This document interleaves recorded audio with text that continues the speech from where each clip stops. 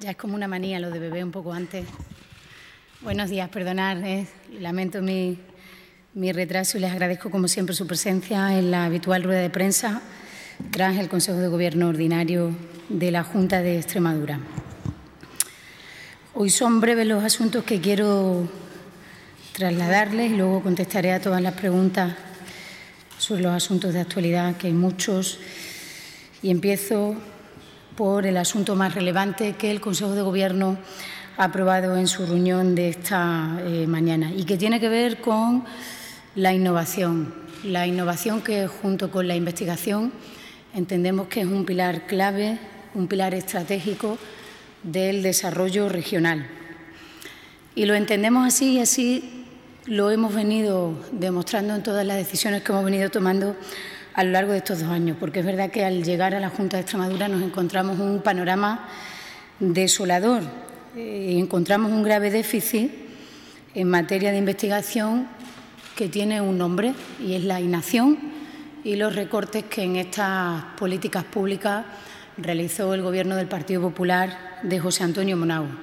Tanto es así que al llegar a la Junta de Extremadura en un informe que realizó la Secretaría General de Ciencia, Tecnología e Innovación, pues pudimos comprobar el bajo nivel de ejecución de lo que fue el 5º Plan Regional de I+D+I, tanto es así que una de las primeras medidas que en esta materia tomó el Ejecutivo de Guillermo Fernández Vara fue poner en marcha un plan de choque dotado con 30 millones de euros que convocamos en distintas convocatorias y en distintas líneas de ayuda en concurrencia competitiva que venían pues a ser un oxígeno necesario para una política fundamental como es la innovación y como es la investigación como pilar clave del desarrollo regional.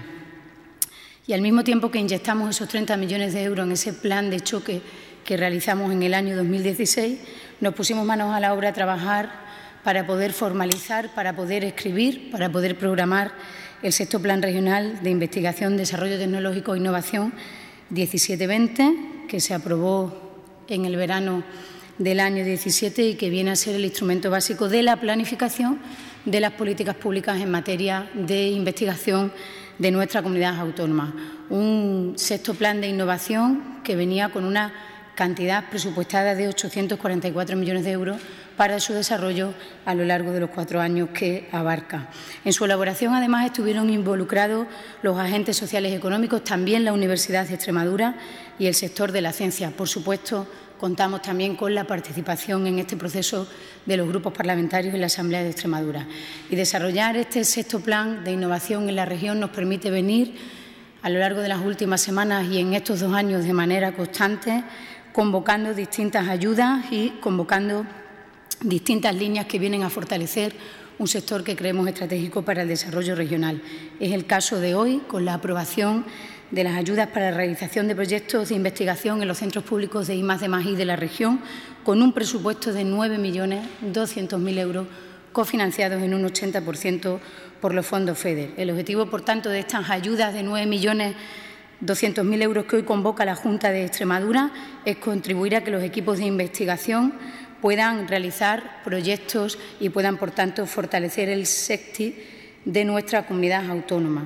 Los beneficiarios en régimen de concurrencia competitiva, como son todas estas convocatorias de I+D+I, son los agentes del SECTI, también la Universidad de Extremadura y centros asociados de la UNED, centros públicos de I+D de Extremadura, así como las fundaciones públicas que actúen como gestoras de las actividades de investigación en distintos centros de la Administración autonómica. Esta convocatoria de 9.200.000 euros va a subvencionar, va a financiar los costes de personal, pero también el material fungible, gastos correspondientes de viajes y dietas, así como, por ejemplo, el uso de grandes instalaciones del que se necesiten los distintos proyectos de investigación. La cuantía máxima, 150.000 para aquellos proyectos de investigación que conllevan la contratación de personal y 60.000 para aquellos que no incluyen la contratación de personal. Esta convocatoria, como les decía, se suma a la que el pasado 6 de marzo hizo la Junta de Extremadura.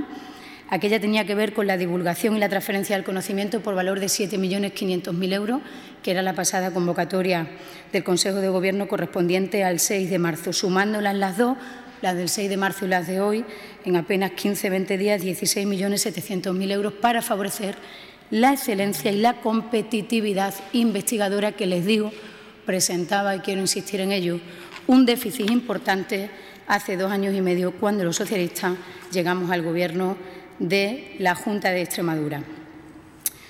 Y hace ya muchos años un Gobierno también de los socialistas, concretamente en el año 2006, puso en marcha un programa en Extremadura que denominamos El ejercicio te cuida, un programa que tuvo reconocimientos europeos y que sirvió de modelo, de piloto, para que otros países de nuestro entorno pusieran un programa que sus primeras evaluaciones nos decían que era beneficioso para los ciudadanos que participaban en él, especialmente para las personas mayores, por los beneficios que tiene el programa El ejercicio te cuida. Hoy el Consejo de Gobierno formaliza el convenio de colaboración de la Consejería de Cultura e Igualdad, donde están las competencias en materia de deporte, con la Fundación Jóvenes y Deporte, con un presupuesto de fondos propios, es decir, de Fondo Comunidad Autónoma, de 450.000 euros.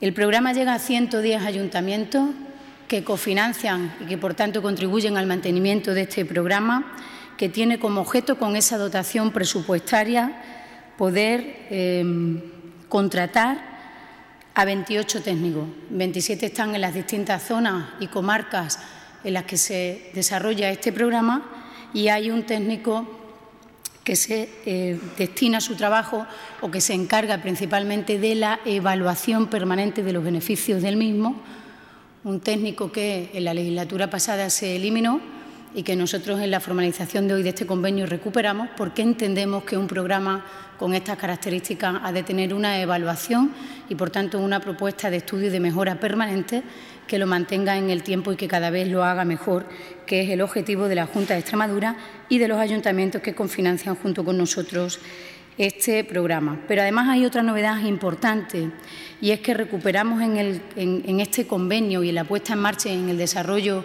compartido de este programa la participación del SEPAZ. Es decir, recuperamos con la participación de nuevo del SEPAZ en este convenio, en este programa, la parte sociosanitaria que el Partido Popular en la pasada legislatura eliminó del ejercicio te cuida. El SEPAZ no solo participa formando parte de nuevo del programa, sino que también lo hace económicamente con una dotación de 160.000 euros que se tendrá que formalizar por aquella cosa de los trámites administrativos en otro convenio aparte del que hoy ha formalizado y aprobado el Consejo de Gobierno, que es con la Fundación Jóvenes y Deporte, por valor de 460.000 euros. De tal manera que 450.000 euros, es lo que destina la Junta de Extremadura, la Consejería de Cultura e Igualdad, 160.000 euros es lo que destina el SEPAZ, 188.000 euros los ayuntamientos, lo que hace un total de 798.100, que es lo que cuesta mantener un programa que beneficia a una parte importante de la población. Esperamos en esta convocatoria superar los 6.000 usuarios. Es un programa que se ha demostrado en el tiempo, ya les digo, desde que en el año 2006 se puso en marcha, que es beneficioso, especialmente para los mayores que hacen uso de él. Y con estas cuestiones finalizo mi intervención y atendemos las preguntas que tengan.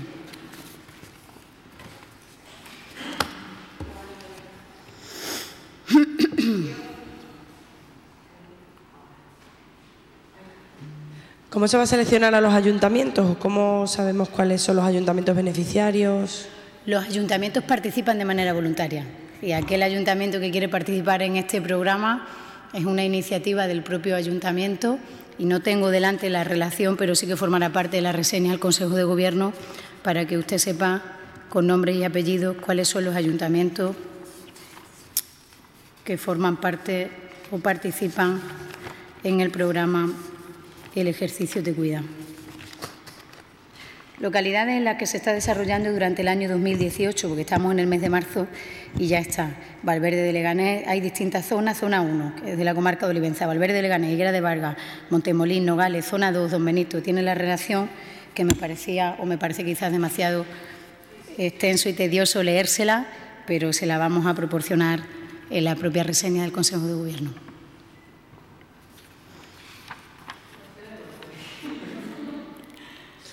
Quería preguntarle sobre otro asunto.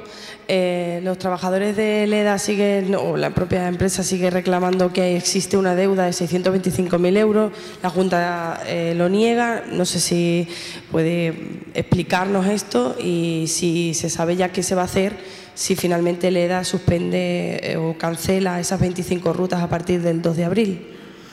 Yo separaría la empresa de los trabajadores y los trabajadores de la empresa.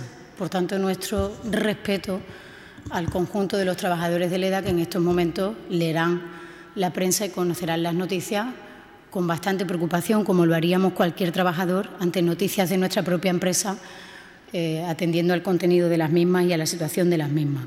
La Junta de Extremadura no debe nada a Leda, ninguna factura, para que todo el mundo nos entienda.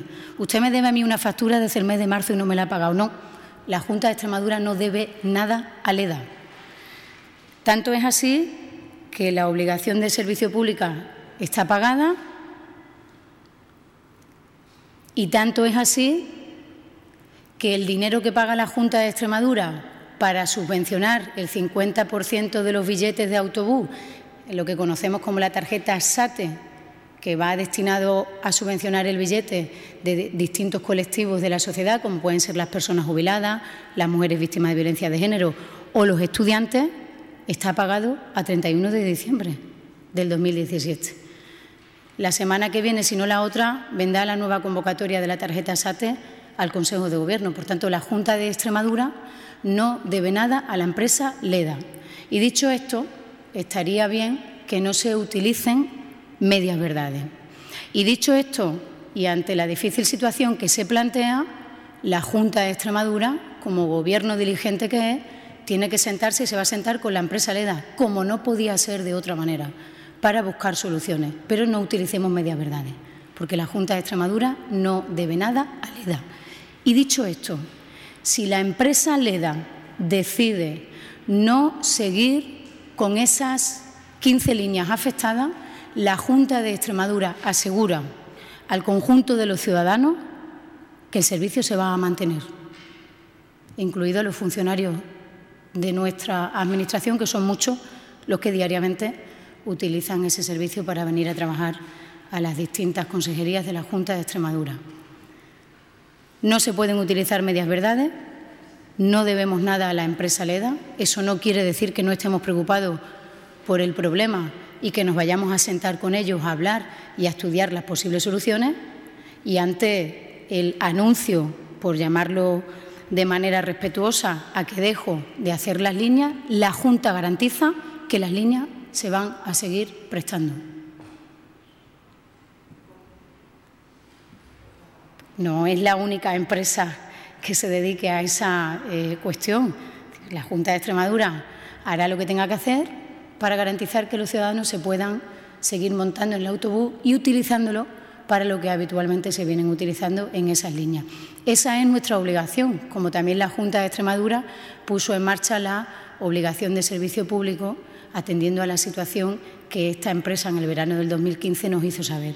Por tanto, no se pueden utilizar medias verdades y por eso yo le decía que separemos a los trabajadores que se levantarán cada mañana con una gran preocupación de los mensajes que la empresa está trasladando a través de los medios de comunicación. Y yo le digo hoy esta posición aquí, en la rueda de prensa tras el Consejo de Gobierno, y mañana el propio director general de Transporte va a responder en comisión parlamentaria en la Asamblea de Extremadura todos los pormenores de esta cuestión. Pero ante los problemas no se trata de qué nos decimos cada uno a través de los medios de comunicación. Es decir, nosotros somos el Gobierno de esta comunidad autónoma y nadie más interesado que nosotros en que este problema se resuelva, porque va en beneficio de los ciudadanos. Y eso es lo que vamos a hacer. Por eso le digo que tenemos que dar también un mensaje de tranquilidad al conjunto de los ciudadanos que hacen uso de estas líneas de transporte para decirle que la Junta de Extremadura hará lo que tenga que hacer y utilizando los instrumentos que como Administración tiene en su mano para garantizar este servicio a los ciudadanos. Sobre otra cuestión, el Diario Oficial de Extremadura publica hoy la modificación del Plan General Municipal Plasencia-Sierra Santa Bárbara. ¿Qué cambios son los que introduce y qué va a suponer? Eso lo tendrá que decir el Ayuntamiento, que es el competente. La Junta de Extremadura lo que hace hoy y que se puede leer en el Diario Oficial de Extremadura es autorizar al Ayuntamiento para la modificación del Plan General. Pero ahora es el Ayuntamiento a quien le compete decir, planificar y escribir qué cambios son los que conlleva. La Junta de Extremadura lo único que ha hecho es tramitar esa solicitud, ese permiso, ese paso administrativo, que creo que decía esta mañana el alcalde que es un primer paso administrativo y que estaba contento, y yo lo celebro porque al final hay una relación normalizada entre instituciones y nosotros lo que hemos hecho es gestionar ese permiso, esa solicitud.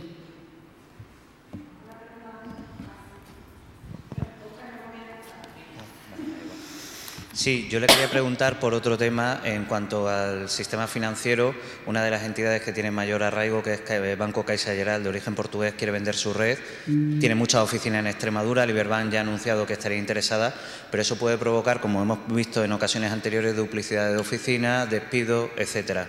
¿Cómo lo ve desde la Junta estos movimientos?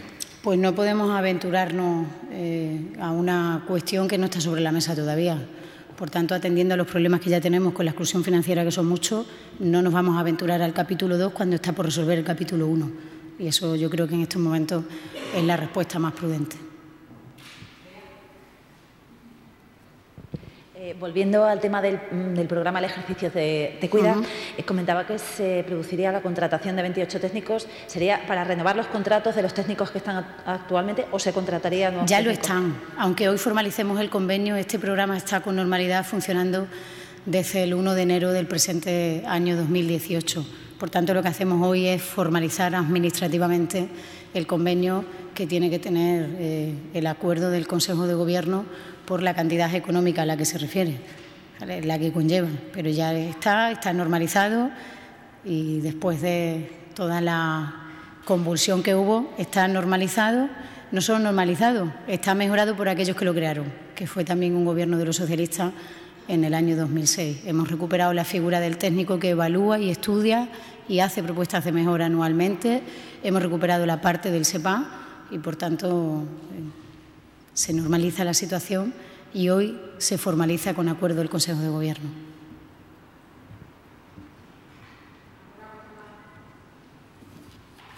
Muy bien, muchas gracias.